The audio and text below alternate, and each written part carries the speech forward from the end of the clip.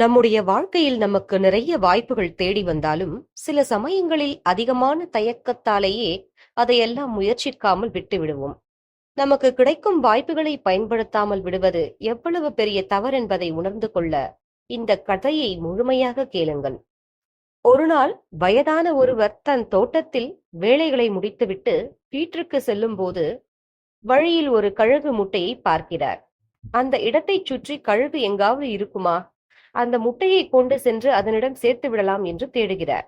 ஆனால் எங்கு தேடியுமே அந்த கழுகு கிடைக்கவில்லை. இவரோ மனம் கேட்காமல் தன்னுடைய கோழி பண்ணையில் அந்த கழுகு முட்டையை கொண்டு வந்து வைக்கிறார். கோழியும் அது தன்னுடைய முட்டைதான் என்று நினைத்து அடைகாக்க ஆரம்பிக்கிறது. சில நாட்களில் அந்த முட்டையிலிருந்து கழுகு குஞ்சு வெளிவருகிறது. கழுகு தன்னை கோழி என்று நினைத்து அந்த கோழி கூட்டத்திலேயே வாழ ஆரம்பிக்கிறது. எல்லா கோழிகளும் மேயும் போது கழுகு மட்டும் வானத்தை நோக்கி பறக்கிறது. வானத்தில் நிறைய கழுகுகள் பெரிய உயரத்தில் பறப்பதை பார்த்து, நாமும் கழுகாக பிறந்திருக்க கூடாதா? நாமும் வானத்தில் நிம்மதியாக பறந்திருக்கலாம் என்று இந்த கழுகு நினைக்கிறது. இப்படியே நினைத்து அந்த கழுகுக்கு ஒரு நாள் வயதாகி இறந்தும் போகிறது. அந்த கழுகு ஒருமுறை தன்னுடைய தயக்கத்தை விடுத்து அதனுடைய சிறகை விரித்து பறக்க முயற்சித்திருந்தால் அதுவும் மற்ற கழுகுகளுடன் வானத்தில் பறந்திருக்கும்.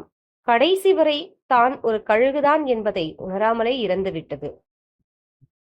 இதுபோலதான் நம் வாழ்க்கையிலும் நமக்கு நிறைய திறமை இருந்தும் பயத்தினால் அதை வெளிக்காட்டாமல் நிறைய வாய்ப்புகளை தவற விட்டிருப்போம்.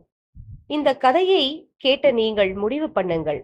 நாம் வானத்தில் பறக்கும் கழுகாக இருக்க போகிறோமா அல்லது தோட்டத்தில் மேயும் கழுகாக இருக்க போகிறோமா என்று.